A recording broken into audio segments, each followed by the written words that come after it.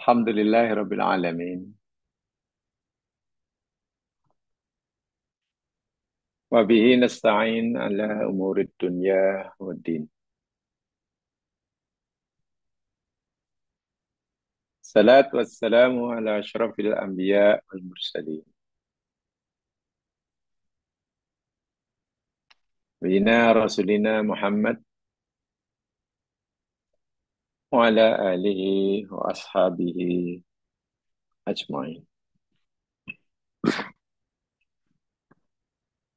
Raditu billahi rabba wa bil islami dina wa bi Muhammadin nabiyya wa rasulah. Ya Allah, kami ridha Engkau sebagai Tuhan kami. Kami ridha Islam sebagai agama pegangan hidup kami. Dan kami juga ridha Muhammad bin Abdullah sebagai utusan kamu dan nabi kamu kepada kami.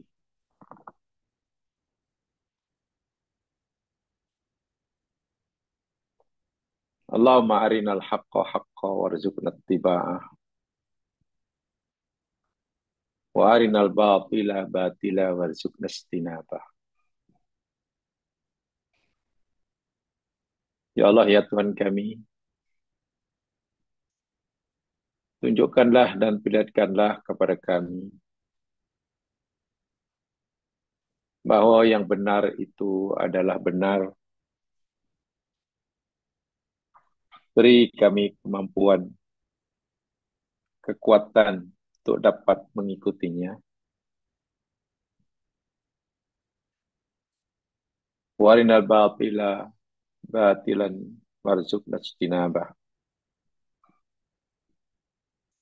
Tunjukkan dan perlihatkan ya Allah pada kami bahwa yang batil itu batil. Beri kami kemampuan. Bimbing kami ya Allah agar dapat menjauhi akannya. Amin ya rabbal alamin.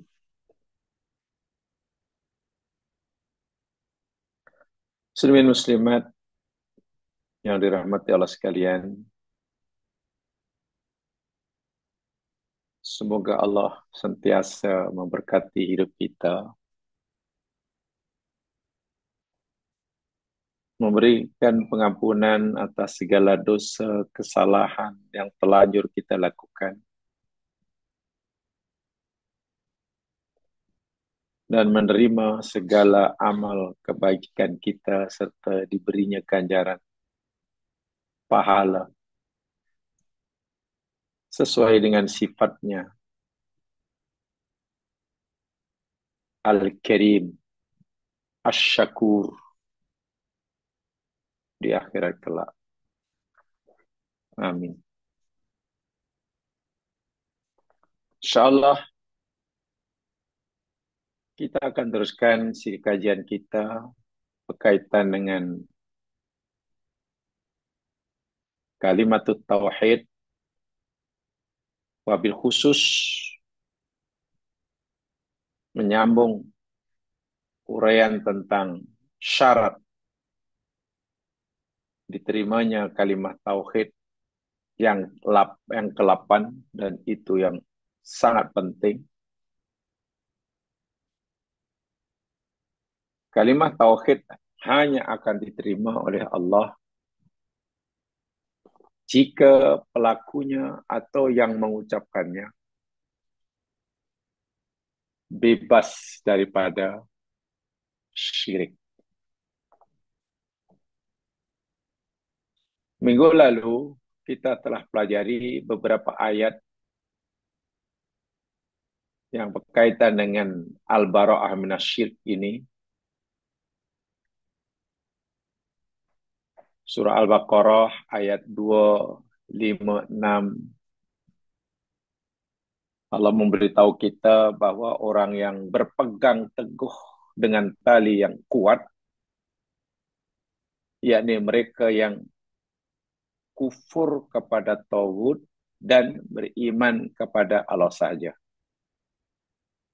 Mana bertauhid dan bebas dari syirik. Itu Baqarah 256. Al-Maidah 72, Allah memberikan amaran yang sangat keras, ancaman yang sangat keras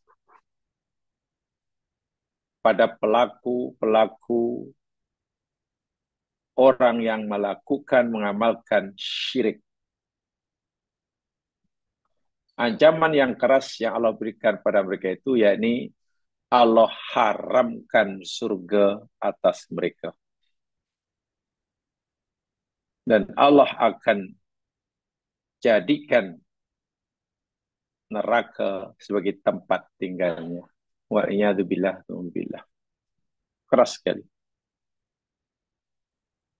Al-An'am 88, Allah juga masih memberikan peringatan yang sangat keras. Siapapun orangnya, baru mukmin ke, dah lama jadi orang mukmin ke, baru beramal sikit ke, atau sudah beramal banyak ke, atau bahkan mereka yang telah mencapai makom yang sangat tinggi sekalipun di sisi Allah, jika mereka melakukan syirik, seluruh amal ibadahnya terhapus. Wa'iyadzubillah. Jangankan baru beriman, Nabi dan Rasul sekalipun, jika melakukan syirik, amalnya terhapus. Sehingga makomnya akan jatuh menjunam. Daripada asalnya dekat dengan Allah, menjadi manusia yang paling jauh kedua daripada Allah, jika mereka melakukan syirik. Al-An'am 88, Az-Zumar 65. Kenapa begitu? Karena rupa-rupanya menurut sunnatullah, syirik itu adalah merupakan perbuatan yang menyalahi, yang menyelisihi sifat semula jadi alam semesta. Itu dalam surah Al-Isra 44, Allah beritahu kita bahwa sifat semula jadi alam semesta ini yakni tauhid. Semua menyembah Allah, semua memuji Allah, bertauhidlah tu. Suatu jika berlaku syirik atau orang melakukan syirik, maknanya ia telah melakukan satu perbuatan yang menyalahi, yang tidak selari lagi dengan sifat semula jadi alam semesta. Sehingga ia akan memberikan kesan yang luar biasa dahsyatnya terhadap alam dan isinya, syirik yang dilakukan oleh manusia. Bila syirik berlaku, itu memberikan kesan yang sangat buruk sekali pada alam semesta. Sehingga Allah nyatakan dalam surah Maryam 90 dan 91, akibat ada manusia yang menyekutukan Allah, contohnya menuduh Allah punya anak, hampir-hampir langit terbelah, hampir-hampir bumi terpecah, hampir-hampir gunung ganang runtuh, hancur. Adakah karena ada pelanggaran planet? Adakah karena apa-apa yang tidak kena pada alam semesta? Menyalahi sunatullah? Tidak. Anda'u lirrahmani walada. Kerana mereka di kalangan manusia menuduh, mendakwa Allah yang Maha Pengasih mempunyai anak.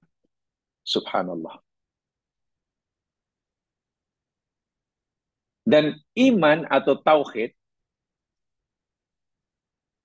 membentras syirik, anti syirik, itu adalah ajaran inti.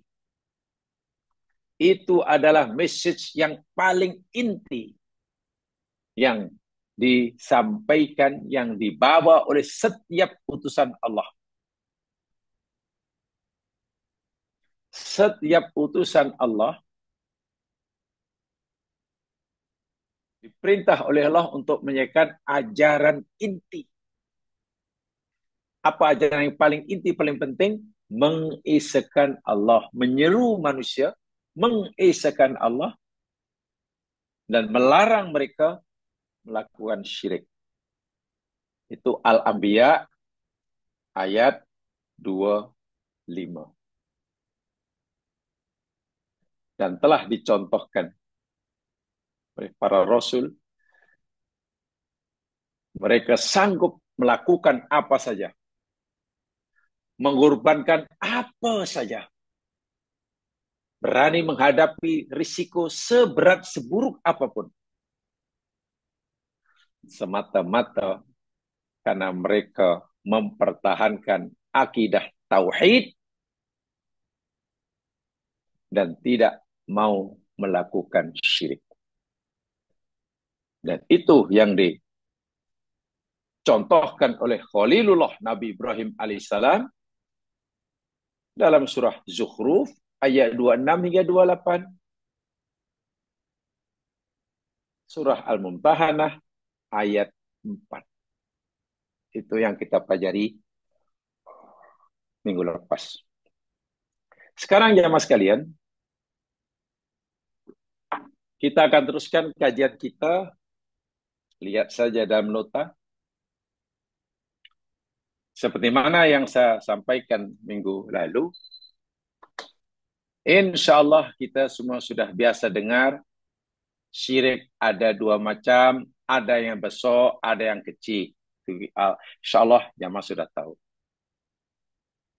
Syirik dibagi menjadi dua juga, ada yang jaliyun, yang nyata, yang terang, dan ada yang khafi, yang samar-samar, yang tersembunyi. Insya Allah itu pun sudah dipelajari. Maka kali ini saya ingin menyampaikan yang mungkin ada di antara kita yang belum mengetahui jenis-jenis syirik. Jenis-jenis syirik. Jadi bukan pembagian syirik jadi besar dan kecil atau nyata dan tak nyata. Tapi yang kita pelajari yakni tentang jenis-jenis syirik. Nah, itu syirik besar itu. Lawan tauhid. Baik. Kita baca saja dalam nota itu dan kita coba uraikan. Yang pertama yakni syirik istiqlal namanya. Ya. Jenis-jenis syirik menurut Imam Al-Sanusi. Ini saya kutip daripada kitab beliau Al-Muqaddimat, nama kitabnya. Nama kitabnya Al-Muqaddimat dikarang oleh Imam Al-Sanusi.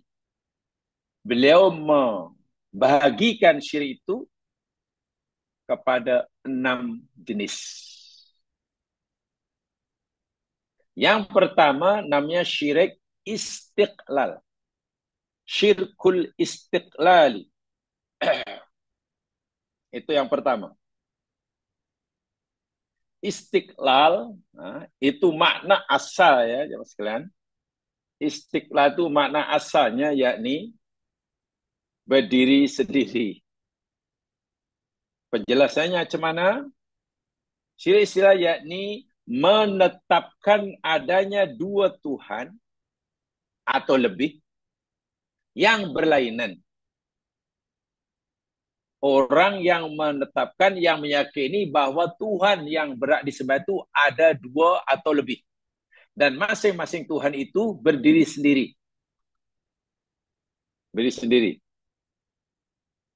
Seperti mana akidah orang Yahudi. Nah, orang-orang Majusi. Saya di sini dicatat orang Majusi. Yakni mereka meyakini adanya hormat dan Yazdan, nama Tuhan mereka. Atau Tuhan Ahura Mazdan. Aingra Manyu. Orang Majusi lama. Mereka yakin bukan hanya Allah saja sebagai Tuhan, tapi mereka punya Tuhan yang lain. Dalam bahasa kita disebut Ahura Mazda. Pernah sekali. Haknya sama dengan Tuhan lain untuk disembah. Punya hak yang sama. Karena Tuhan-Tuhan yang mereka anggap ada ini berdiri sendiri sebagai Tuhan. Punya hak yang sama untuk disembah. Punya hak yang sama untuk dipuja dan dipuji. Dan lain sebagainya dan sebagainya. Dan ini juga ada pada agama Nasrani. Sebagai pengikut agama Kristen. Mereka melakukan syirik istiqlal. Sedangkan ajaran yang benar yang diajarkan oleh Allah melalui para nabinya dirakamkan oleh Allah dalam surah An-Nahl ayat 51. Wa qala Allahu la tattakhidhu ilahaini itsnain. Dan Allah telah berfirman, janganlah kamu menjadikan dua Tuhan. Jangan. Kamu jangan menjadikan Tuhan itu ada dua. Ada Tuhan A, Tuhan B, Tuhan C. Yang kamu anggap punya hak yang sama untuk dipatuhi perintahnya, disembah. Yang kamu yakini mereka ada kuasa untuk memberikan manfaat. Jangan, jangan. Innama huwa ilahun wahid.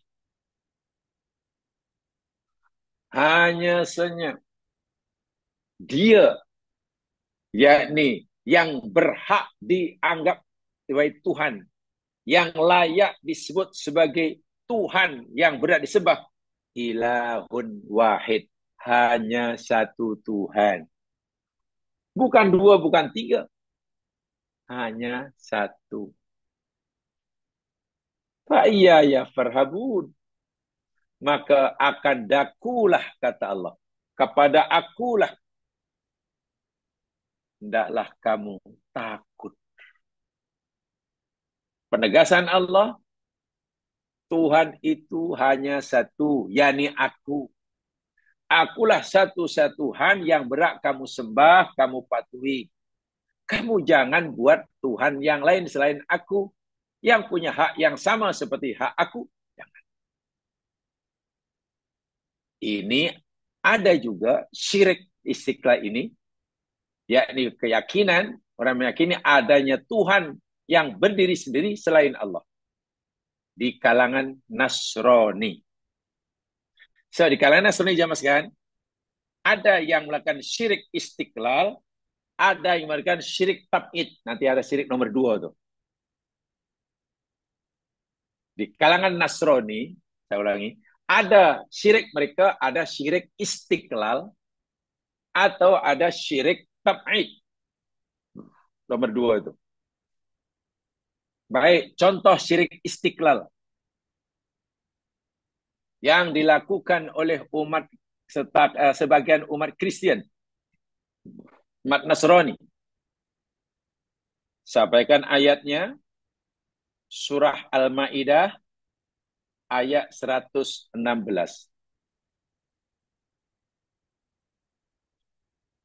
A'udzu billahi minasy syaithanir rajim. Wa qalatil yahud Wa idh qala Allah ya Isa ibn Maryam a anta qulta lin-nasi ittakhiduni wa ummiya ilahaini min dunillah.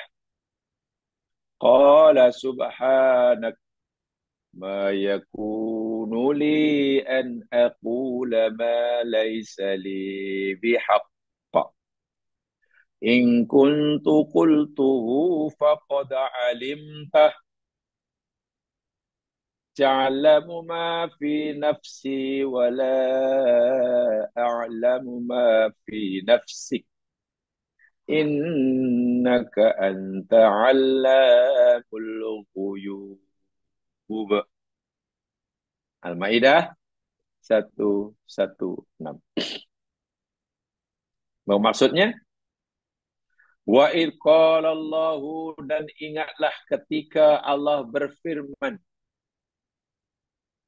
kepada Nabi Isa, ya Isa bin Maryam, wahai Isa bin Maryam. Kisahnya begini ya, kan? Backgroundnya begini. Manusia atau makhluk Allah, termasuklah malaikat ke, manusia ke, jin ke, matahari ke, apa itu makhluk Allah. Di dunia ini, yang paling ramai orang menganggapnya sebagai Tuhan yang berhak disembah selain Allah adalah Nabi Isa. Saya ulangi.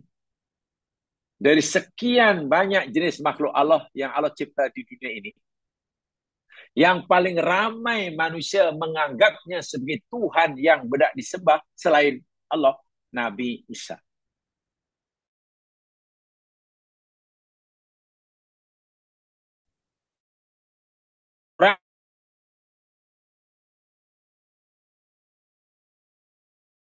Dibandingkan dengan orang yang menyembah, menganggap lembu sebagai Tuhan. Memang ada orang yang menuhankan lembu, yang menuhankan malaikat ada, yang menuhankan pokok ada. Mungkin menganggap matahari sebagai Tuhan ada, tapi jumlahnya tidak seramai mereka yang menuhankan atau menganggap Isa sebagai Tuhan. Nabi Isa, ya Allah, ya Tuhanku. Ini bukan karena perintah Nabi Isa ya. Bukan. Sebab itu nanti di akhirat, ya mas sekalian, di hadapan pengikut atau penyembah-penyembah Nabi Isa ditanya oleh Allah. Bukan dipertanggungjawabkan atas perbuatannya. Tapi sebenarnya Nabi Isa ditanya Allah, boleh dikatakan memberikan kesaksian. Kesaksian yang sangat penting untuk membuktikan bahwa sebagian umat Nasrani yang semasa hidupnya dihabiskan untuk meyakini Isa sebagai Tuhan, salah belaka. Sekarang mereka tidak tahu kesalahannya. Hingga mati mereka tetap meyakini Isa sebagai anak Allah. Nanti di akhirat, Nabi Isa yang mereka anggap sebagai Tuhan, mereka bela mati-matian, memberikan kesaksian sekaligus penafian di hadapan mereka ketika Allah tanya pada Isa. Apa kata Allah kepada Isa? Ya Isa bin Maryam. Hai Isa bin Maryam. A'anta qulta lin-nasi? Adakah engkau yang berkata kepada manusia? Adakah engkau yang menyuruh manusia umatmu? Hai umatku, ittakhiduni wa ummi ilahaini min dunillah. Jadikanlah oleh kamu akan aku dan ibuku dua Tuhan selain Allah. Itu pertanyaan Allah kepada Nabi Isa. Hai Isa, dahulu di dunia ini, ramai daripada manusia hamba-Ku menganggap kamu ini sebagai Tuhan selain aku. Ramai mereka mempercayai, meyakini ibumu pun, engkau dan ibu engkau sebagai Tuhan yang mereka sebut selain aku. Berlaku seperti itu pasal kamu suruh ke. Nah, itu bahasa mudahnya. Allah tanya Isa, kamu yang suruh ke sehingga mereka sembah kamu tuh. Karena ramai sungguh berbilion jumlahnya, Wa Isa. Hingga mati mereka tetap meyakini engkau dan ibu engkau itu sebagai dua Tuhan selain aku. Jadi menurut mereka, Tuhan yang berat disembah itu ada tiga. Satu, mereka meyakini aku, kata Allah, sebagai Tuhan mereka. Kedua, mereka meyakini engkau, Wa Isa, sebagai Tuhan juga selain aku. Ketiga, mereka meyakini ibumu pun sebagai Tuhan selain aku. Jadi ada tiga. Dan tiga ini bukan jadi satu, tapi dia itu berdiri sendiri-sendiri. Itu maksudnya syirik istiqlal. Istiqlal itu berdiri sendiri. Dan memang ada di kalangan Kristen seperti itu. Karena Quran cerita ada lah. Ya, dalam bahasa kita mungkin Nabi Isa terkejut lah sama sekalian. Macam mana betul ada orang mengaku Tuhan? Jawaban Nabi Isa. Membela dirinya, membersihkan dirinya, melepaskan dirinya daripada perbuatan kaumnya yang menganggap Isa itu sebagai Tuhan. Apa kata Isa? Qala, berkatalah Isa, Subhanak, subhanak, subhanak. Maha suci engkau ya Allah. Inilah menjadi bahasa Al-Quran. Bila ada tuduhan-tuduhan yang dahsyat terhadap Allah, yang tuduh Allah tidak ada, yang tuduh Allah zalim, yang tuduh Allah tidak mengetahui, yang tuduh Allah punya anak, yang tuduh Allah apa saja, jawaban Allah singkat saja, Subhanah. Tenang ya. Kalau ada orang, adakah aku nak tanya pada engkau wahai mukmin? Kata kamu Tuhan kamu itu berkuasa. Berkuasa, ya berkuasa. Ma berkuasa. Masya'akana wa malasa lam yakun.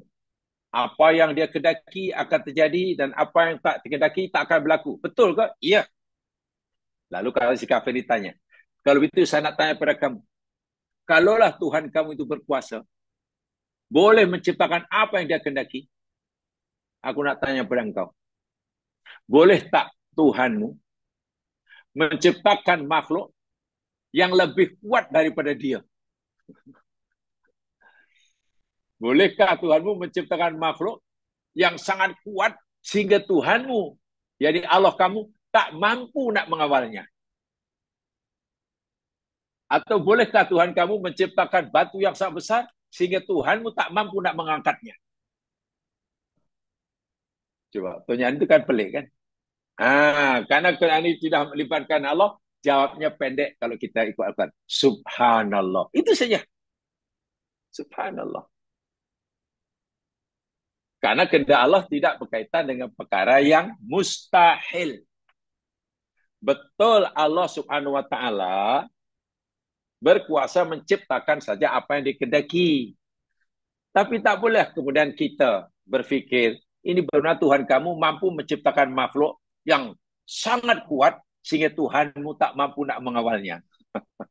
Itu kan dah boleh. Katanya subhanallah. Jadi ketika Nabi Isa ditanya oleh Allah, Isa, kamukah yang suruh kaum kamu dahulu untuk menjadikan kamu dan ibu kamu sebagai Tuhan selain aku? Karena ramai di antara mereka sembah kamu, sembah ibumu, dan juga mengakui aku sebagai Tuhan mereka. Nabi Isa kata, subhanak. Maha suci engkau ya Allah. Maha suci engkau ya Allah. Tidak mungkin ya Allah. Ma yakunu li an aqula ma laisa li bihaqqin. Tak ada hak bagi aku ya Allah. Diriku tak punya hak sikit pun ya Allah. Untuk melakukan sesuatu yang tidak ada hak bagi aku. Tidak mungkin aku mengatakan begitu ya Allah. Mustahil. Lalu Nabi Isa kata, In kuntu kultuhu, jika aku mengucapkannya, jika aku pernah mengatakan begitu, suruh mereka sembah aku, faqad alimtah. Pasti, sungguh engkau telah mengetahuinya. Memang Allah tanya Isa ini bukan karena Allah tak tahu. Allah tanya Nabi Isa supaya Nabi Isa memberikan keterangan yang nyata bagi menafikan perbuatan kaumnya menyembahnya sebagai Tuhan. Ta'lamu ma fi nafsi. Engkau dapat mengetahui apa yang ada dalam diriku. Wala a'lamu ma fi nafsik. Dan aku tidak dapat mengetahui apa yang ada dalam zat. Innaka anta allamul ghuyub. Sesungguhnya engkau ya Allah Maha mengetahui perkara-perkara yang gaib, perkara gaib. Sangat jelas di sini Nabi Isa menafikan sekeras-kerasnya. Lalu bagaimana ceritanya? Nabi Isa tak suruh umatnya, kaumnya menyembahnya, menganggapnya sebagai Tuhan. Tapi kenyataannya, ramai daripada kaumnya menganggapnya sebagai Tuhan dan disembah. Lalu bagaimana ceritanya? Baca ayat berikutnya, saya tak sempat jawabannya, ayat 117 selepasnya. Ayat 117. Ini sambungan ucapan jawaban Nabi Isa. Ma qultu lahum illa ma amartani bih. Ya Allah, tidaklah aku katakan, tidaklah aku perintahkan pada mereka kaumku dahulu di dunia, semasa aku hidup di antara mereka, kecuali apa yang engkau perintahkan pada aku untuk mengatakannya. Aku hanya sampaikan pada kaumku apa-apa yang engkau suruh aku menyampaikannya. Tak lebih, tak kurang. Yang aku sampaikan pada mereka itu ialah anikbudullaha rabbi wa rabbakum. Wahai kaumku, sembahlah oleh kamu, abdikan oleh kamu akan Allah sahaja. Karena Allah itu Rabbi, Tuhanku, wa rabbakum, dan Tuhan kamu. Itu yang aku perintahkan pada kaumku. Aku tak suruh mereka sembah aku, tak suruh mereka sembah ibuku. Aku suruh mereka sembah engkau saja ya Allah. Karena engkau adalah Tuhanku dan Tuhan mereka. Sekarang beginilah ya Allah. Ini Allah masih menceritakan ucapan Nabi Isa. Wa kuntu alaihim syahida. Ya Allah. Dan adalah aku menjadi saksi. Aku bersedia menjadi saksi. Syahidan. Madumtu fihim. Selama mana aku hidup bersama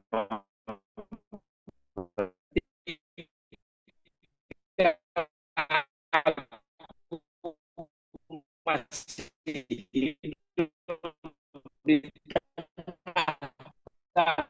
mereka. Tapi falamma tawaffaitani,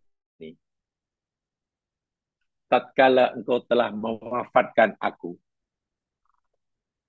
Ya, mana ketika Nabi Isa diselamatkan oleh Allah daripada pembunuhan. Oleh padri-padri Yahudi dikejar-kejar untuk dibunuh. Allah selamatkan Nabi Isa, diangkat. Lalu mereka menangkap orang yang dimiripkan oleh Allah. Seperti Nabi Isa, tangkap dan dibunuh. Yang mereka bunuh dengan Nabi Isa. Nabi Isa diselamatkan oleh Allah. Makna Nabi Isa sudah tidak lagi hidup di tengah mereka. Semenjak itu ya Allah, ketika aku sudah tidak lagi hidup bersama mereka ya Allah, kunta antar raqib alaihim. Adalah engkaulah yang menjadi pengawas atas mereka. Aku tak tahu lagi apa yang mereka buat selepas aku tidak bersama mereka.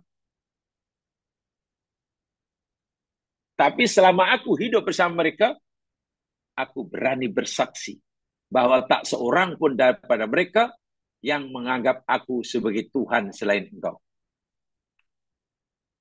Selepas engkau angkat aku, selepas aku tidak lagi bersama mereka, aku tak tahu apa yang berlaku. Aku tak tahu. Engkau yang mengawasi mereka. Wa anta ala kulli syai'in syahid. Dan engkau maha menyaksi atas segala sesuatu. Artinya apa? Di kalangan orang ini Kristen yang mengaku sebagai Nabi Isa, mereka mula meyakini Isa sebagai Tuhan selain Allah itu selepas ketiadaan Musa bersama mereka. Kalau dalam bahasa Al-Quran, selepas Allah matikan Isa. Atau lebih mudah difahami, selepas Allah selamatkan Isa daripada kejaran Yahudi untuk dibunuh, jadi Nabi Isa tak tahu apa yang berlaku selepas itu. Karena Isa tidak lagi bersama mereka. Maknanya, di kalangan Kristen yang menganggap Isa sebagai Tuhan itu bukan pada masa Isa masih hidup bersama mereka. Tapi ia berlaku selepas Nabi Isa dah tak bersama mereka. Jadi Isa tak bertanggung jawab lah. Masa hidup Nabi Isa tak suruh mereka menganggapnya sebagai Tuhan. Bahkan Nabi Isa suruh mereka menyembah Allah sahaja. Selepas Nabi Isa tak bersama mereka, mereka buat sendiri. Itu salah mereka 100%, ya Allah. Aku tidak tanggung jawab sama sekali. Bayangkan Nabi Isa memberikan kesaksian ini di hadapan umat Kristen yang meyakini Isa sebagai Tuhan. Wih, itu betul. Mulai pada Pop hinggalah Kristen yang ikut-ikutan. Tak terkejut. Di akhirat, bukan di dunia. Tapi Allah sudah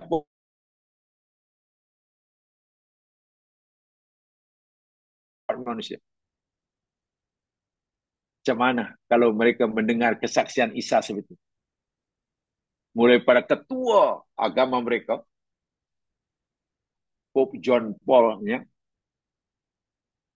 atau bahasa aslinya jadi Paus Johannes Paulusnya, Paus Johannes Paulus. Karena Eropa sudah meluk agama Kristen, jadi bahasa nama orang pun di-Eropahkan. Itu orang Eropa, orang Barat ni, wih, angkuh ya maksudnya. Nama orang pun di-Eropahkan. Kata besar dahulu, jangan kamu pikir orang Eropa itu dikristenkan. Tak, salah itu. Bukan orang Eropa dikristenkan. Tapi Kristen telah di-Eropahkan katanya. Kenapa? Karena nama orang pun sudah di-Eropahkan. Namanya Paus Johannes Paulus. Paus menjadi Pope. Johannes menjadi John. Paulus menjadi Paul. Petrus menjadi Peter. Nah, itu kan jadi di-Eropahkan. Tak terkejut ke mendengar kesaksian Isa. Lah, macam mana kami boleh sebab engkau, wahai Isa? Saya ingat engkau yang suruh kami. Nabi Isa, mana aku tak suruh kamu. Orang yang hidup ketika aku masih dengan mereka, semua menyembah Allah saja. Jadi bila ada di antara kamu menganggap aku sebagai Tuhan, itu mana selepas aku tidak lagi hidup sama mereka. Dan itu tanggung jawab kamu. Dan Allah terima kesaksian Isa ini. Tapi nasib mereka yang menyembah Isa, mengaku Isa sebagai Tuhan selain Allah, Isa tak ada hak untuk menghukum mereka. Sebab Nabi Isa menyerahkan nasib umatnya yang melakukan syirik istiqlal ini kepada Allah. Apa kata Imam Nabi Isa dalam ayat 118? Ya Allah, in tu'adzibhum. Ya Allah, jika engkau hendak menyiksa mereka, karena mereka ini memang patut disiksa. Mereka telah melakukan syirik istiqlal, ya Allah. Mereka telah meyakini ada Tuhan yang berat semua selain engkau, ya Allah. Kalau engkau nak siksa mereka pun, ya Allah, fa'innahum ibadu. Yang mereka itu hamba-hamba engkau juga. Terpulanglah. Tak ada siapa yang protes, tak ada siapa yang tak puas hati, tak ada siapa yang menghalang. Kau punya hak mutlak. Kalau kau nak siksa mereka pun, terpulang. Masya Allah. Itu kata Nabi Isa. Tapi, wa in taghfir lahum, jika engkau ampunkan mereka, ya Allah, walaupun dosa mereka itu sangat besar. Tapi kalau engkau nak mengampunkan, ya tak apalah. Fa innaka antal azizul hakim. Sebab engkau maha perkasa, maha mulia, lagi maha bijaksana. Artinya, jika engkau ampunkan sekalipun dosa mereka yang telah melakukan syirik istiqlal itu, keagungan dan kemuliaan kamu tidak akan berkurang. Keadilan kamu tidak akan dipertikaikan. Kebijaksanaan kamu tetap sempurna. Tak ada siapa yang tak puas hati, yang protes. Kau nak siksa ke, kau nak ampunkan, itu terpulang. Nabi bisa menyerahkan umatnya yang mendakwa pengikut setianya, yang menganggap Isa sebagai Tuhan, serahkan pada Allah. Ini contoh syirik istiqlal. Yakni keyakinan, keimanan yang mempercayai adanya Tuhan yang berdiri sendiri selain Allah. Sama ada dua ke tiga ke. Jadi bagi orang yang meyakini ada melakukan syirik istiqlal ini tidak mempercayai, bukan Trinity. Bukan Trinity. Sebab tiga tapi masing-masing berdiri sendiri. Kalau Trinity itu kan tiga dalam satu, satu, tiga. Itu Trinity. Sehingga lebih tepat orang yang melakukan syirik istiqlal ini karena Tuhan berdiri sendiri. Ya, mungkin lebih tepatnya Trimurti, bukan Trinity. Trimurti. Jadi ada tiga, Murti itu penguasa mutlak. E punya kuasa mutlak, B punya kuasa sendiri, C punya sendiri. Tiga Tuhan itu adalah mustaqilun dalam bahasa Arabnya. Bahasa saya, tiga Tuhan itu masing-masing mandiri. Mandiri, berdiri sendiri. Wal'iyadzubillah. Jelaslah, walaupun mereka yakin Allah itu sebagai Tuhan, terbatal. Syirik seperti ini boleh membatalkan tauhid. Bila tidak sempat bertaubat sebelum matinya, mendapat pengampunan daripada Allah, kekal dalam neraka, haram masuk surga. Seluruh perbuatan baiknya di dunia sepanjang hayatnya, kosong nilainya di sisi Allah. Itu keyakinan kita. Kita wajib yakin itu. Ini jenis syirik pertama.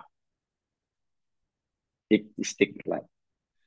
Jadi bukan Trinity, tapi mungkin yang agak tepat Trimurti. Ya, sebenarnya syiriknya orang Hindu yang percaya ada tiga Tuhan yang mandiri itulah. Ada tiga Tuhan yang masing-masing mandiri. Walaupun punya tugasan yang berbeza. Pertama, Tuhan pencipta. Namanya Tuhan Brahma. Cipta aja. Tidak minta bantuan yang lain. Yang kedua, Tuhan Vishnu. Kerjanya jaga aja, pelihara aja. Tak arti nak cipta. Berdiri sendiri. Yang ketiga, Tuhan Siva. Kerjanya apa? Merusak. Bila tiba masa rusak, dia rusak. Bila tiba masa mati, dimatikan. Begitulah. Tiga Tuhan yang berdiri sendiri. Mereka sebut sebagai Trimurti. Tiga, Tri itu tiga, Murti itu penguasa. Itu dalam agama Hindu. Dan ramai mereka yang lebih minat, lebih suka pada Tuhan yang kedua. Yaitu Tuhan Wisnu. Wah itu minat sungguh. Karena dia menjaga, kalau sakit menyembuhkan, kalau sedih memberikan kesenangan, Kalau susah, ia berkebahagiaan. Ha? Kalau tak lancar berniaga, wah jadi lancar perniagaannya. Itu yang jaga Wisnu tu, Tuhan Wisnu. Sehingga mereka sangat suka pada Tuhan yang kedua, Wisnu. Bahkan mereka meyakini Wisnu pernah menjelma menjadi manusia suci. Pernah menjelma menjadi manusia suci. Boleh dilihat karena menjadi manusia. Itu jelmaan Tuhan Wisnu. Nama dia Krishna. Nama dia Krishna. Dan mereka sangat suka nama Krishna Murti. Wah, itu nama paling hebat itu. Kita punya nama Krishna Murti, itu paling hebat. Itu syirik istiqlal. Wa iyadzubillah, tubillah. Allah tidak ridha sama sekali. Nabi Isa terpaksa dipertanggungjawabkan oleh Allah. Bukan dipertanggungjawabkan ya, diminta kesaksiannya. Karena itu bukan salah Nabi Isa. Nabi Isa tidak salah sama sekali. Walaupun bilion manusia menyembahnya. Itu bukan salah Nabi Isa. Walaupun mereka memberi nama yang pelik-pelik. Sebagai apa, Jesus Christ ke. Nabi Jesus, kita ada Isa. Orang Yunani lama panggil Yesus. Yesus Kristus. Yesus Kristus. Ya, karena orang Eropa melugam Islam jadi Jesus Christ. Yesus Kristus. Itu bukan salah Nabi Isa. Nabi Isa sikit pun salah. Bahkan Nabi Isa berlepas diri. Tidak ada. Saya tidak campur tangan. Saya tak tahu menang. Tapi aku berani bersaksi, ya Allah. Selama aku hidup di tengah mereka, aku berani memberikan saksian. Tidak ada seorang pun daripada umatku waktu itu yang menyembah selain engkau.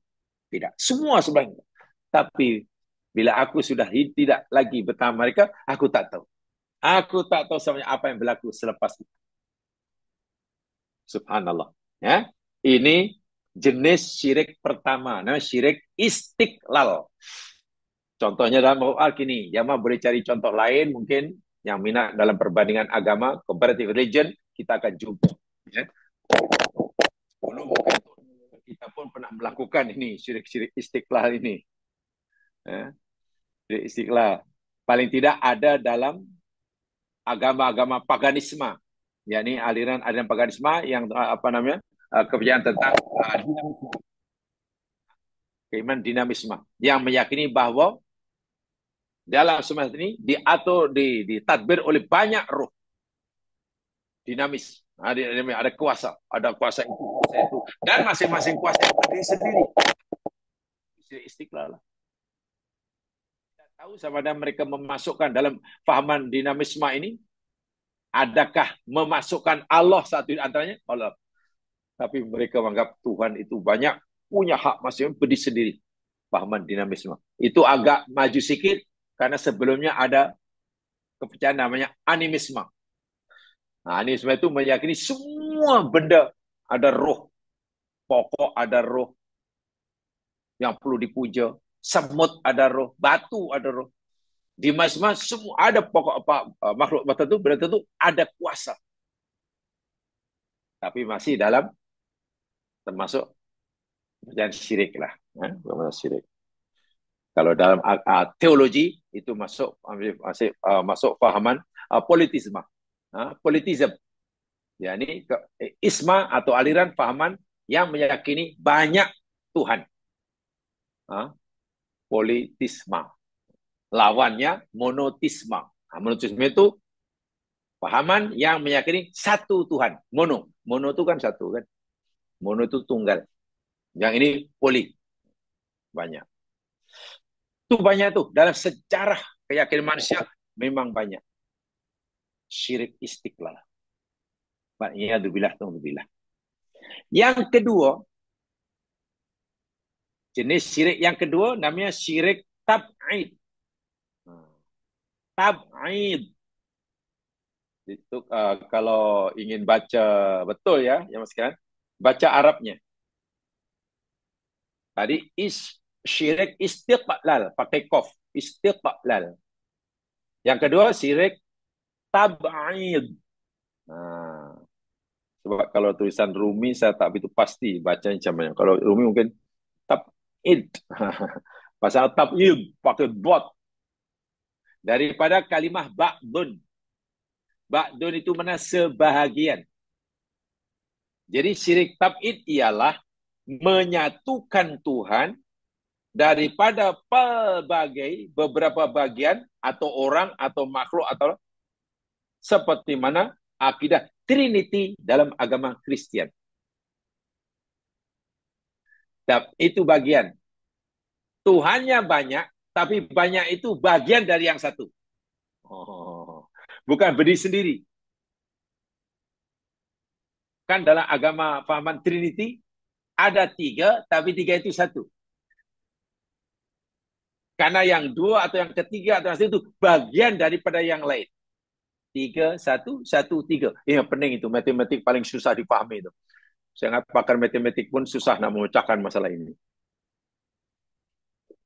Macam mana tiga, satu, satu, tiga. Unity. Tiga dan unity. Maknya dubillah, tunggu dubillah. Syirik tab'id ada dalam agama Kristen. Syirik tab'id ada dalam agama Yahudi. Syirik tab'id ada dalam pahaman kafir Quraisy dahulu. Kafir Quraisy. Baik, kita baca ayatnya untuk orang Yahudi dan orang Kristen. Kenapa syirik mereka disebut syirik tab'id? Mereka mempunyai banyak Tuhan, lebih dari satu, tapi Tuhan yang lebih satu bukan berdiri sendiri sebagai Tuhan, tapi hanya bahagian dari yang lain. Tiga itu satu, satu itu hakikatnya tiga. Macam itulah. Surah At-Taubah ayat 30. Ini dalilnya ya. Surah At-Taubah ayat 30.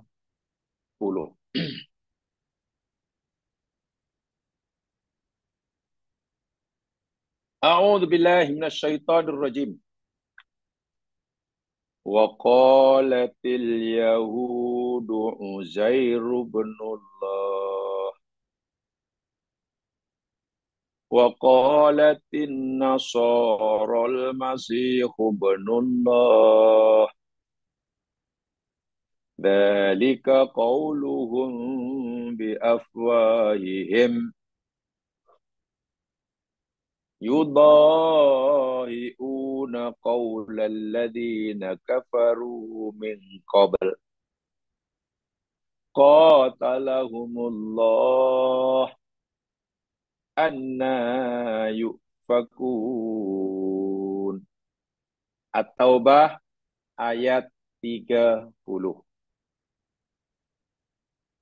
Maksudnya, wa qalatil yahudu dan berkatalah Yahudi Uzair ibnullah.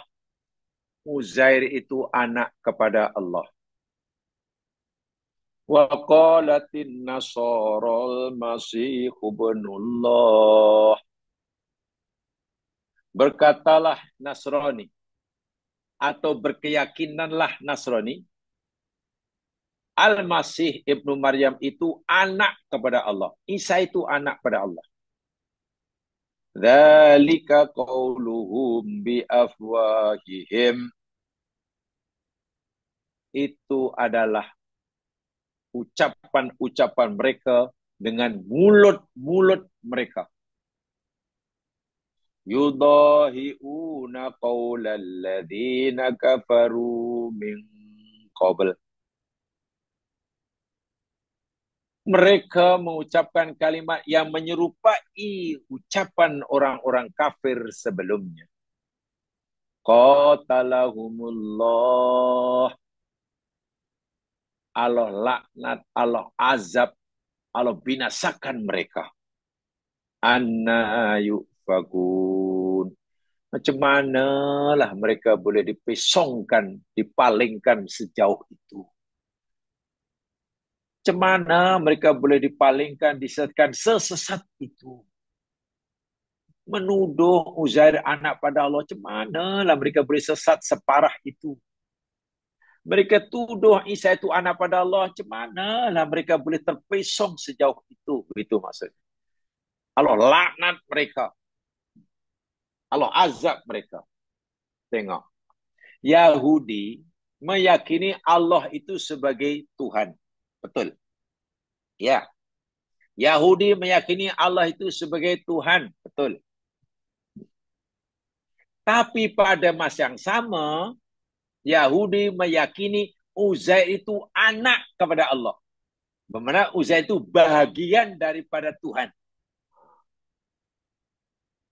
Hukumnya bukan biasa, anak pada Allah. Bayangkan. Sedangkan kita zaman sekarang di kehidupan sehari-hari, kita memperlakukan anak orang besar pun lain dengan memperlakukan anak orang biasa. Jangan main-main, itu anak menteri tahu. Jangan main-main, itu anak Perdana Menteri tahu. Jangan main-main. Kamu tahu tak? Dia itu putra mahkota. Itu anak anda, Sultan Tuanku. Wih, lain kita. Walaupun dia park kereta depan rumah awak, menutup gate awak tak boleh. Kalau dia, kamu tak tahu. Itu ayah anak anda, Tuanku. Wah, lain. Yahudi, jangan main-main. Uzair ni bukan anak biasa. Ini bukan orang biasa. Ini anak pada Allah. Memanglah bukan Allah itu sendiri. Tapi anak pada Allah tu punya anak. Jadi dalam diri Uzair, kata Yahudi, itu ada bagian daripada Allah. Dalam diri Isa, itu kata Nasrani, itu bagian daripada Allah. Namanya tab'id. Nasrani yang meyakini Isa itu anak pada Allah telah melakukan syirik tab'id. Nasrani yang meyakini Isa itu sebagai Tuhan yang berdiri sendiri namanya syirik istiqlal. Saya ingat tidak ada salahnya kalau jamaah mungkin punya sahabat karib di kalangan Nasrani, tanya kepada Nasrani. Saya ingat tak ada salahnya. Bro, mau tanya sikit lah. Ini sebenarnya ada Krisma ni. Awak menganggap Jesus Christ ni siapa ya? Sebagai Tuhan yang di sini atau sebagai anak Tuhan? Tanya dia. Karena kita nak tahu mereka ni melakukan syirik istiqlal atau tak. InsyaAllah tidak salah katanya. Sebab menurut Al-Quran, saya ulangi sekali, menurut Al-Quran, dahulu pernah sampaikan, keyakinan Nasrani terhadap Nabi Isa itu ada 3 macam. Dalam bahasa kita ada 3 madhab lah. Keyakinan umat Nasrani terhadap Nabi Isa itu, menurut Al-Quran ya, ada 3 fahaman, 3 madhab. Madhab yang pertama, ada di kalangan Nasrani meyakini Isa itu Tuhan yang berdiri sendiri selain Allah. Itu tadi yang pertama tadi. Itu jelaslah syirik istiqlal. Yang kedua, madhab kedua, ada antara mereka yang meyakini Isa itu bukan Allah yang berdiri sendiri, tapi Isa itu anak kepada Allah. Jadi bagian daripada Allah lah. Itu syirik. Madhab ketiga, itu ada dalam Al-Quran disebutkan, Isa itu bukan Tuhan yang berdiri sendiri. Bukan. Isa itu bukan anak pada Allah. Bukan. Kata madhab ketiga. Isa itu Allah yang menjelma jadi manusia. Bila menjelma jadi manusia, berwujud Isa. Bila tidak menjelma, Allah. Jadi Isa itu Allah, Allah itu Isa. Sama. Hanya bila menjelma, namanya, ya rupanya Isa itulah. Kalau tidak menjelma, namanya Allah. Itu tahap yang ketiga. Ketiga-tiganya adalah syirik. Syirik besar. Batal keimanan mereka kepada Allah. Hapus segala amal baiknya. Walaupun mereka mungkin banyak sedekahnya, banyak derma sosialnya, filantropis namanya ya. Sia-sia. Maknya tu bila. Ini Yahudi melakukan syirik tab'id karena meyakini Uzair itu bagian daripada Allah, karena Uzair itu anak pada Allah. Subhanallah. Sebagai Nasrani meyakini Isa itu sebagai anak Allah, maknanya bagian daripada Allah lah. Syirik yang mereka lakukan jenis kedua, syirik tab'id. Syirik tab'id. Apa namanya? Orang kafir Quraisy pun syiriknya syirik tab'id. Ada kalau mereka syirik tab'id. Kenapa? Mereka meyakini Allah punya anak. Siapa anak-anak Allah? Kata orang Quraisy, para malaikat. Para malaikat itu semua anak kepada Allah. Jadi ada bagian Allah dalam diri malaikat. Itu keyakinan orang Quraisy. Tak cukup itu, mereka menghina lagi. Malaikat yang menjadi anak Allah itu semuanya perempuan. Tak ada yang lelaki, kata orang Quraisy. Mereka tak suka Allah bagi anak lelaki, tapi mereka tuduh Allah punya anak semua. Mereka tak suka bila Allah bagi anak perempuan, tapi mereka tuduh Allah punya anak dan semua anak Allah itu perempuan. Itu kafir Quraisy. Itu kafir Quraisy. Faham ya? Itu syirik nomor 2. Tab'id. Jadi Tuhan, walaupun mereka percaya Allah, tapi ada bagian lain. Punya anak kah, punya apakah, punya. Dan itu bagian Tuhan, ya, bukan berdiri sendiri. Kalau Tuhan yang dipercaya selain Allah itu berdiri sendiri, mandiri, mustaqilun dalam bahasa Arabnya, syirik istiqlal. Syirik jenis ketiga. Yang ketiga namanya syirkut takrib. Ya. Tuh yang ketiga itu. Syirkut takrib. Syirik takrib. Takrib yakni maknanya korib. Korib itu mendekatkan diri. Takorub. Apa maknanya? Beribadah kepada sesuatu selain daripada Allah Subhanahu wa taala dengan tujuan untuk mendekatkan diri kepada Allah Subhanahu wa taala. Syirik takrib yakni beribadah kepada sesuatu selain Allah, menyembah sesuatu selain Allah dengan tujuan untuk mendekatkan dirinya kepada Allah. Tujuannya agar lebih dekat kepada Allah. Caranya apa? Melalui perantara lah. Dia tidak menyembah Allah langsung, tapi menyembah selain Allah. Karena mereka yakini makhluk yang mereka sembah selain Allah ini boleh membolehkan mereka dekat dengan Allah. Boleh mereka jadi pakai orang tengah lah. Pakai orang tengah. Nak terus sembah Allah, nampaknya merasa tak layak, ya melalui perantara lah. Seperti mungkin menyembah malaikat ke, menyembah bulan, menyembah bintang, menyembah mati, dan lain-lain sebagainya lah. Mari kita baca ayatnya, kemudian kita jelaskan nanti.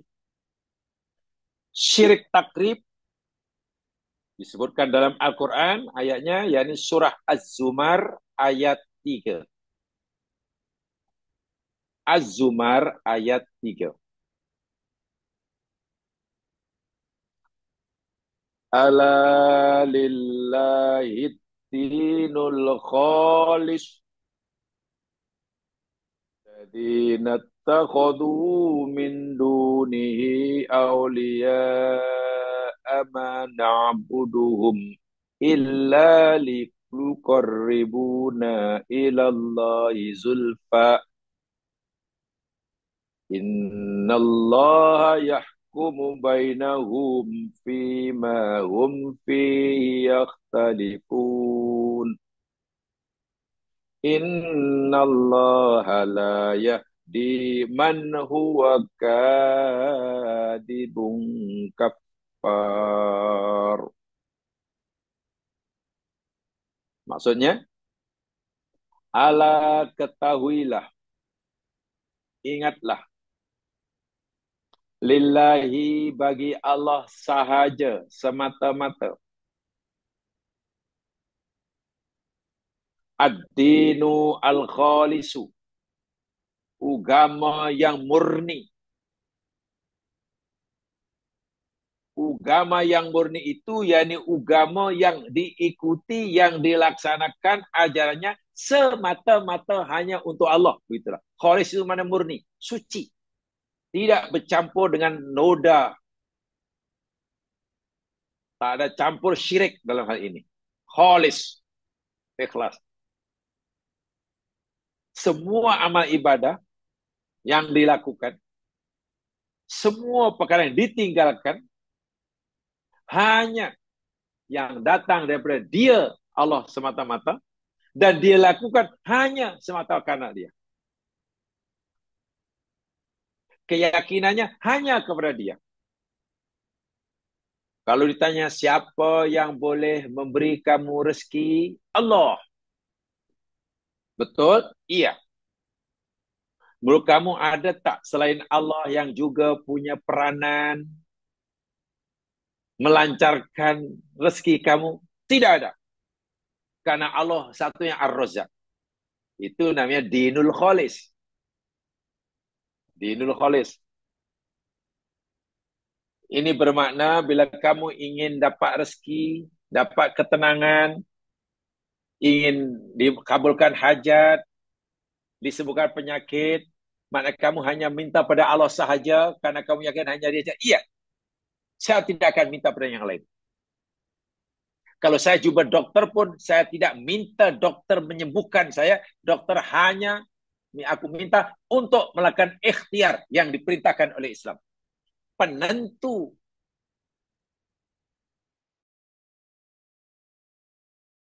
dokter Allah, bukan kehendak dokter.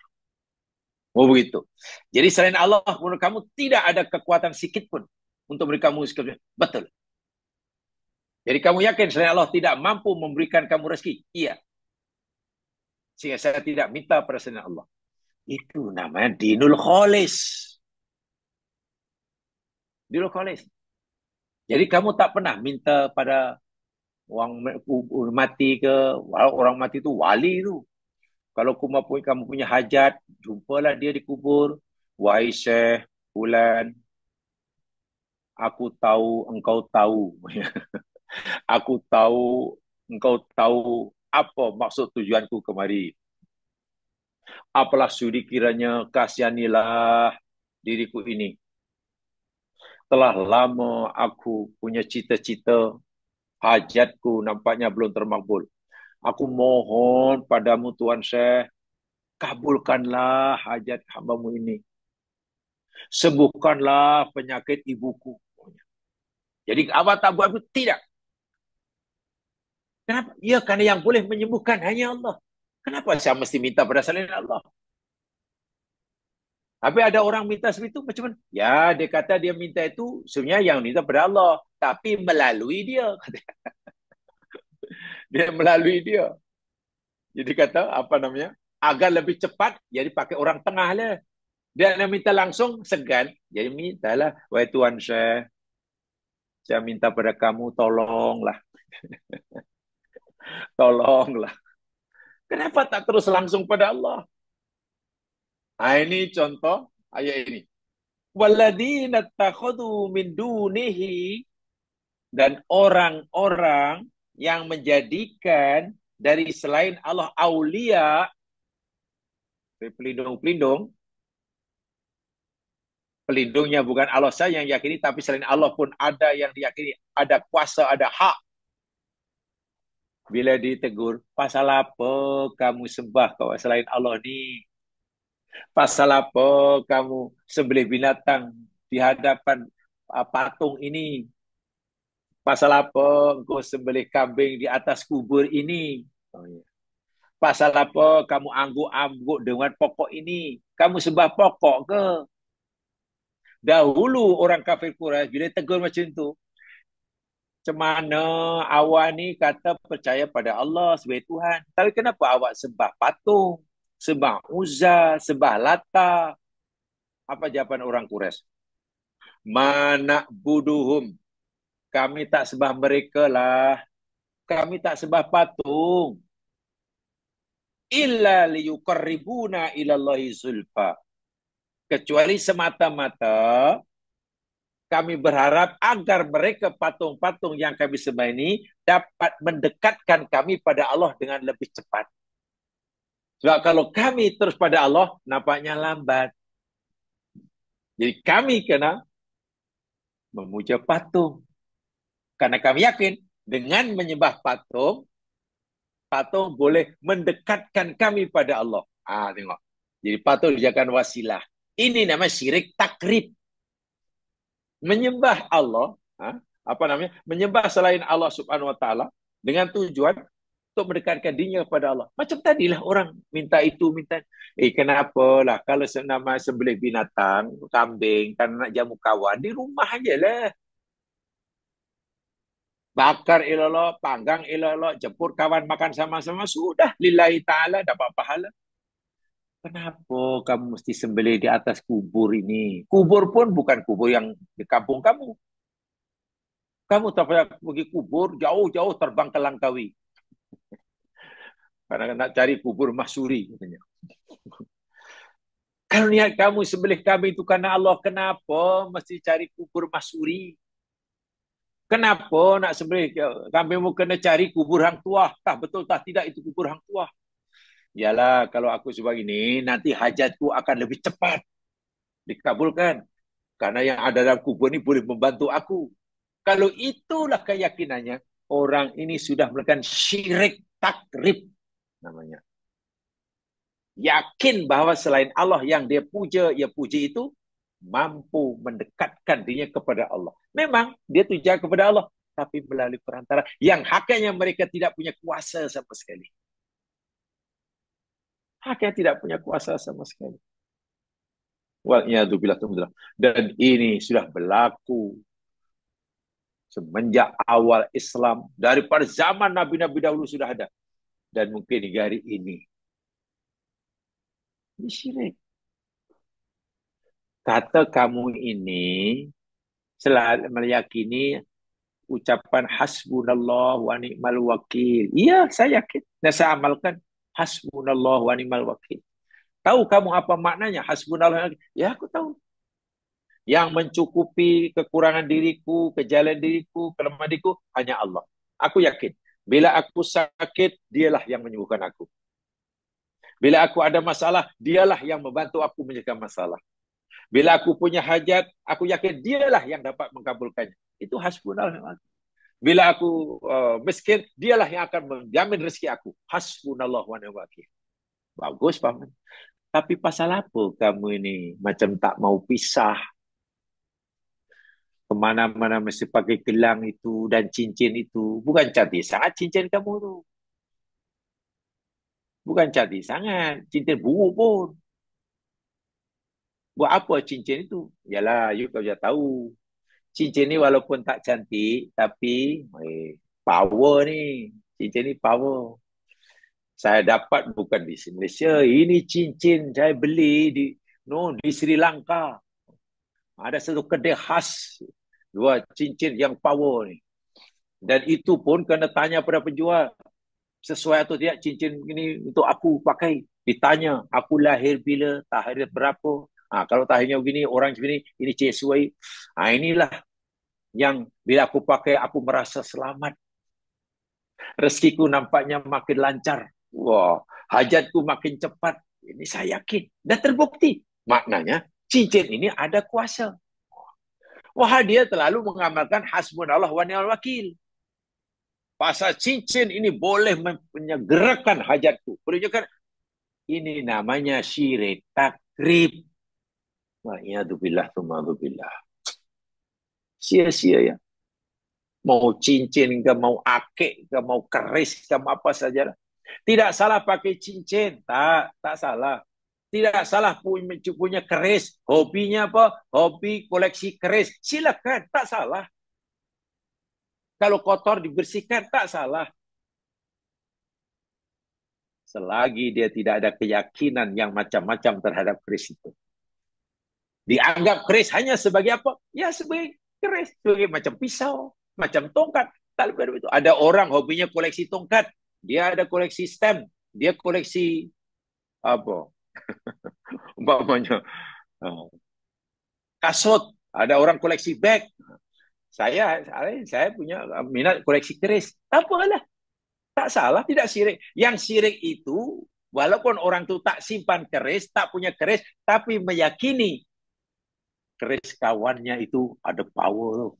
Beruntung dia punya keris itu. Betul, sebab keris itu. Itu yang syirik. Yang syirik justru dia yang tak punya, dia malah syirik. Karena syirik itu kaitan keyakinan. Yang punya keris banyak karena dia minat. Seni dia pernah, sejarah minat. Bukan apa saja, biasa. Seperti mana orang koleksi gambar, koleksi stem. Ada orang koleksi pinggan. Ada orang hobinya koleksi pinggan. Wah, ada beberapa almari pinggan semata. Dan tak pernah digunakan. Sebab yang hanya untuk ditengok. Pinggan bukan untuk dipakai makanan, tapi dia koleksi hanya untuk dilihat, dipandang. Seronok tengok pinggan. Sederhana ya, jauh sekalian. Kebahagiaan manusia ini sebenarnya sangat sederhana. Ya, hanya orang yang cukup bahagia tenangnya hanya dengan tengok pinggan. Bagaimana sederhananya manusia. Bahkan punya happy hanya karena tengok. Oh, no, saya punya pinggan. Happy saya punya kasut. Simple sekali manusia ini. Ya Allah, sudah. Itukah kebahagiaan yang dicari? Allah Akbar. Tengok itu seronok. Rasa tenang senang saja. Wow ya, itu takrib. Mereka tidak mampu. Ya betul, kamu jangan salahkan saya. Saya bukan sembah Uzza, saya bukan sembah patung. Tak ada. Saya tidak sembah mereka. Kami lakukan ini, berdoa depan dia, itu semata-mata karena kami yakin dengan cara begini, patung-patung Tuhan kami semua ini membolehkan kami dekat kepada Allah dengan lebih cepat.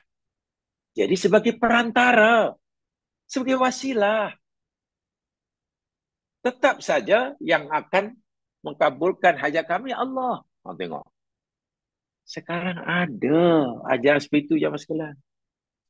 Tak salah you minta pada orang yang dah mati. Asal kamu tetap yakin yang mengabulkan Allah. Macam mana tu? Kalaulah kita dibenarkan minta pada orang dah mati, asal kita tetap yakin yang mengabulkan itu Allah, mana kita boleh minta pada siapa saja. Minta pada pokok boleh, minta pada ayam boleh. Apa bezanya ayam dengan orang mati? Ayam lagi masih hidup.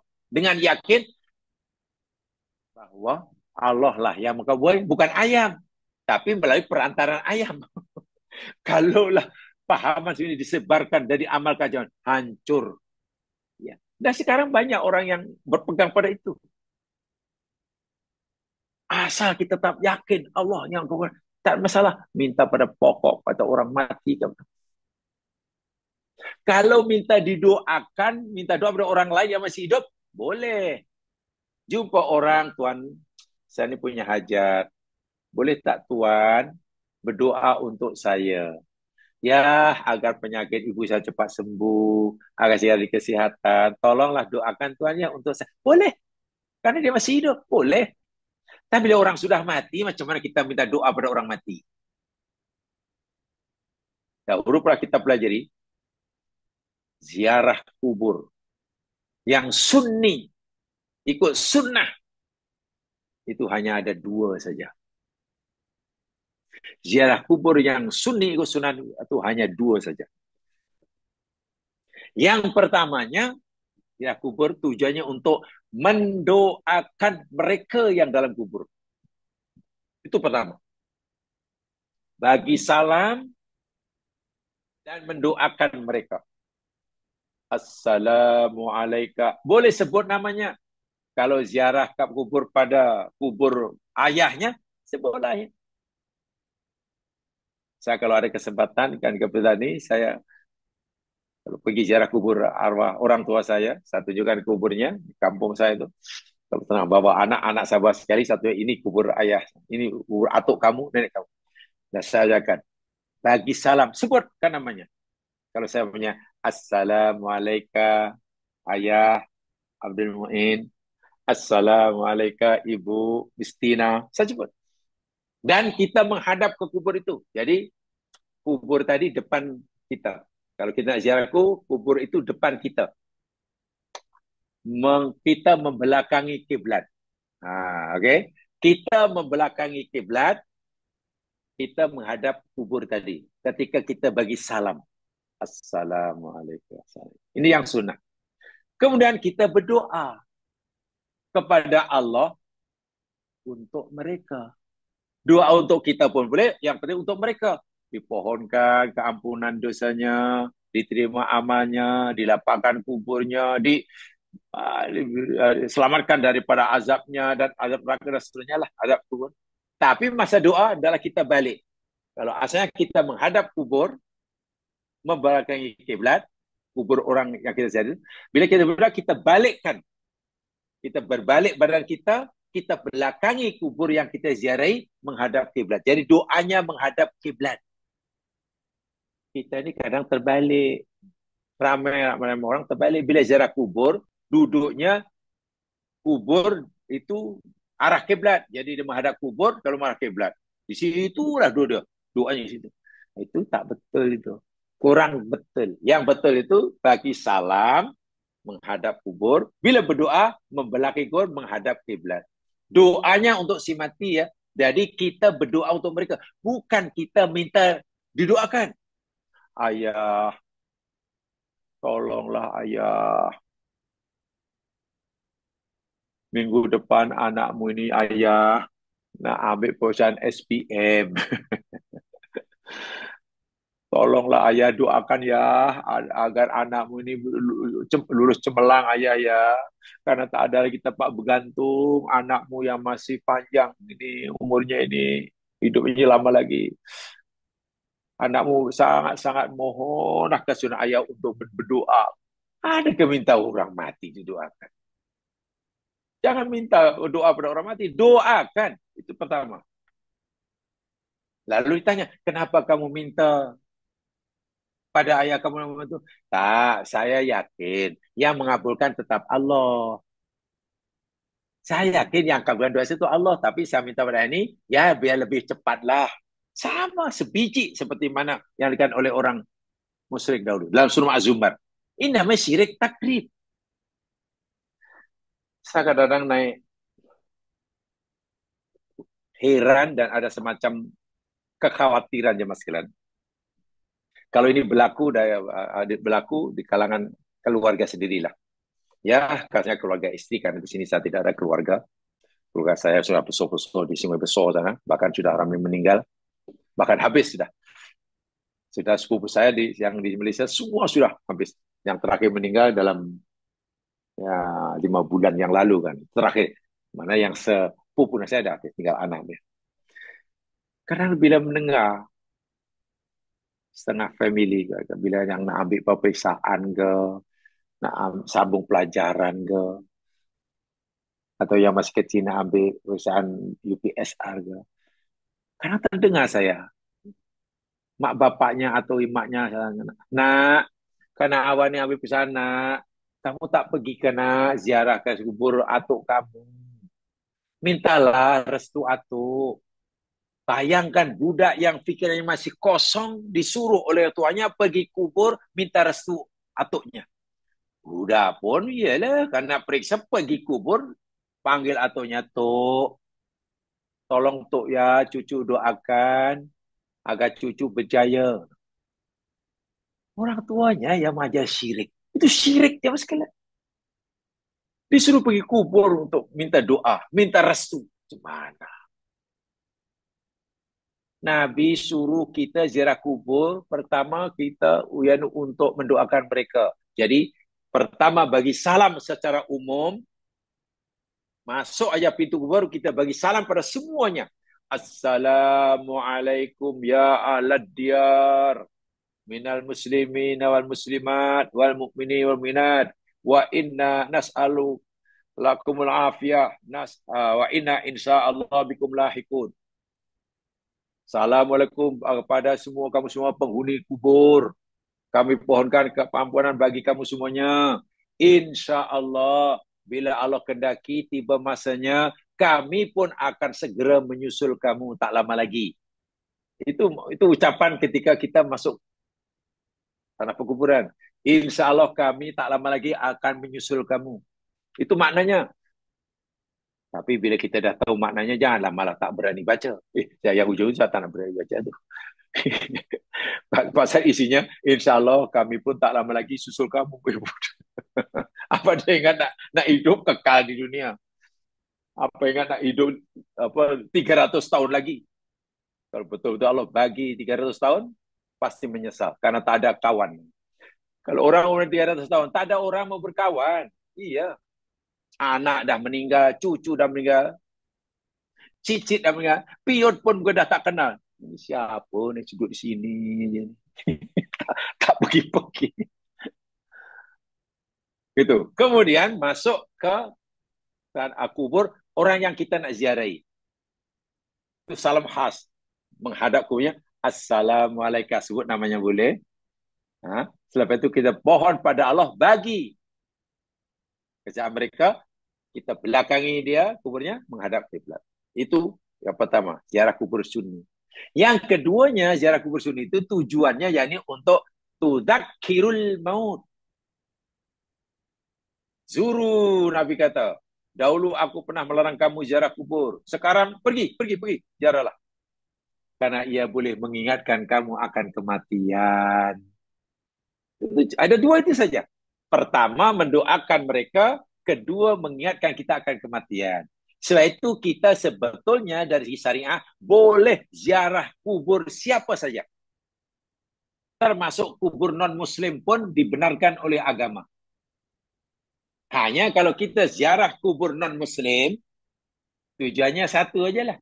Mengingatkan kita akan kematian. Itu saja. Tak boleh bagi salam. Assalamualaikum Ah Chong. Assalamualaikum Mari Mutu. Mana boleh. Mudah-mudahan Allah ampunkan. Tak boleh. Itu diharamkan. Tapi kenapa? Ya sudah tenung depan Abu tengok merenung. Ya Allah, orang ini dulu orang hebat nih. Jutawan ini. Bahkan masa cari harta sanggup bergaduh tuh. Sempat membunuh orang. Sekarang dia masuk kubur, harta tak dibawa dan disoal oleh malaikat. Ngerinya lah. Nah, itu ingat kita. Mengingatkan kita akan mati macam itu juga. Boleh. Jadi diam je, tak cakap apa-apa. Betul balik. Boleh. Tapi kalau pada kubur orang Islam, dua itu. Doakan mereka dan mengingatkan kita akan kematian. Jangan ziarah kubur minta restu, minta doa, baca itu. Ini masuk syirik takrib. Tapi itulah masalah kita ni masih ada yang suruh itu. Ini negara yang kamu nak kahwin ni tak pergi ke ziarah kubur atuk kamu? Pergilah. Kamu sekali lagi nak bikin rumah tangga, minta restu lah. Cuma apa tujuannya itu minta restu? Itu syirik. Mas sekarang tolong kalau adalah kawan buat macam tu atau mungkin family, tolong ditegur. Mereka terima atau tidak, dimusuhi kita atau tidak, beranikan diri kita. Karena itu syirik. Syirik takrib namanya. Tidak ada toleransi, tidak ada tolak ansur dalam bab syirik. Bab kata Nabi Ibrahim, ayat kita pelajari, Ibrahim rela dibakar. Rela dihalau oleh bapaknya. Rela segala-galanya. Semata-mata karena tidak memberikan tolak ansur. Semata-mata tidak memberikan kompromi sikit pun terhadap perbuatan syirik. Jadi, kita telah ketahui ada tiga, yang tiga telah pelajari. Syirik istiqlal, contohnya sudah kita pelajari tadi. Syirik tab'id, dan syirik takrib. Nah, bertiga ya. Semua ada 6 ya. Oh, ya semua ada 6. Jadi yang tiga insya Allah kita akan sampaikan. Ya, Jadi itu saja nampaknya yang sempat saya sampaikan malam hari ini. Mudah-mudahan ianya memberikan pengajaran pada saya. Alhamdulillah kita beri kongsi bersama. Itu saja, kurang lebihnya mohon dimaafkan. Kita tuliskan bacaan tahqiq farah dan surah Al-Asr. Subhanakallahumma wa bihamdika. Asyhadu an la ilaha illa anta astaghfiruka wa atubu ilaik. A'udzu billahi minasyaitonir rajim. Wal 'ashr. Innal insana lafi khusr. Illa alladziina aamanu wa 'amilus shalihaat. Wa tawassaw bil haqq wa tawassaw bis sabr. Assalamualaikum warahmatullahi wabarakatuh. Waalaikumsalam warahmatullahi wabarakatuh.